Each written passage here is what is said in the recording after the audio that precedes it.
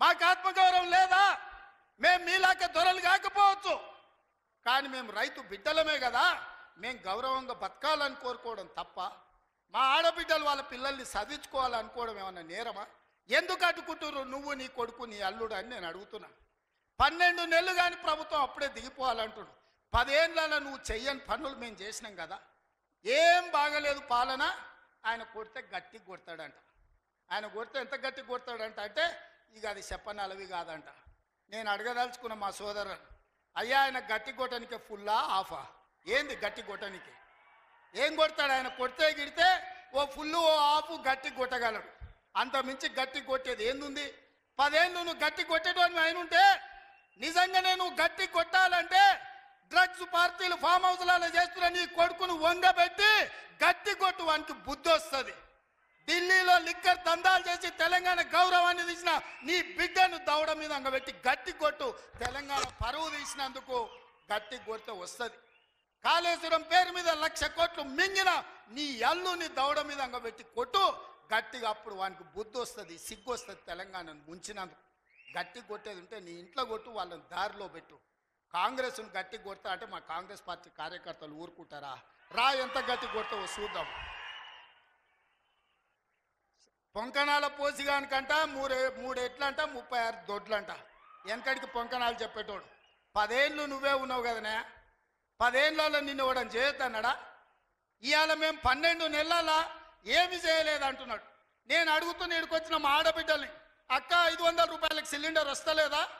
RTC బస్సులో ఉచితంగా మీరు బస్సు ఎక్కుతారని టికెట్ అడుగుతురా? ఆ ఎల్ల అమ్మగారింటికి పోవాలంటే ఇంటి ఆయన కిరాయి పైసలు అడగాలి. అమ్మవారి గుడికి పోవాలంటే పక్కింటోళ్ళు తోడు రావాలి. ఇవాళ 500 రూపాయల సిలిండర్, ఆడబిడ్డల కార్తీలో ఉచిత ప్రయాణం, 200 యూనిట్లు ఈరోజు ఉచితంగా కరెంటు, 25,50,00,50,000 రైతులకు 21,000 కోట్ల రూపాయల రైతు రుణమాఫీ చేసినాం. రైతు భరోసా కేసీఆర్ ఎగనామ పెడితే వచ్చిన ఎంబడే 7,625 కోట్ల రూపాయలు ఇవాళ రైతు భరోసా మొదటి విడత ఇచ్చినాం. రెండో విడత ఈరోజు రైతు భరోసాల 10,000 కోట్ల రూపాయలు, ఎకరాకు 12,000 సంవత్సరానికి ఇవాళ మనం మొదలు పెట్టినాం. మార్చి 31 లోపల ఈరోజు రైతు భరోసా నిధుల్ని రైతుల ఖాతాలో వేయదలుచుకున్నాం.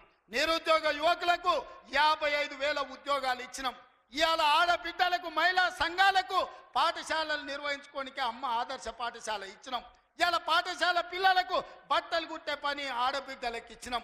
ఇవాళ 1000 మెగావాట్లు సోలార్ విద్యుత్తు ఆడబిడ్డలకు ఇవాళ నిర్వహించుకోవడానికి ఇచ్చినాం.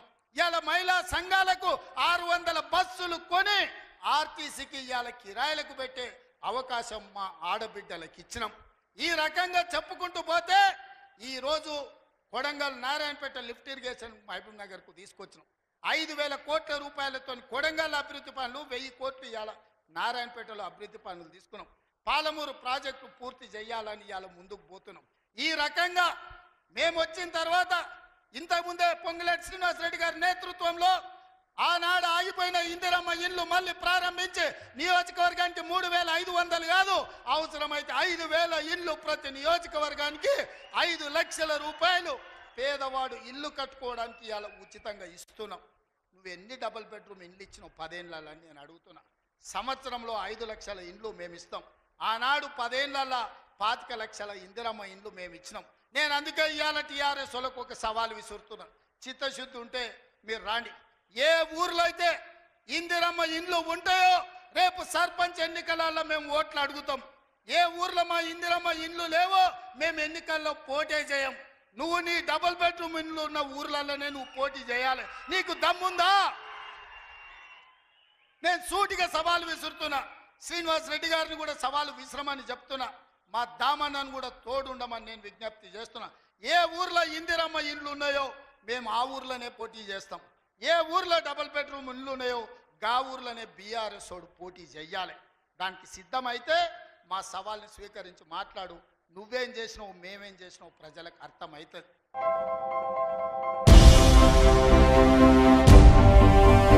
ఏంటి అలాగే నిలిచిపోయావు?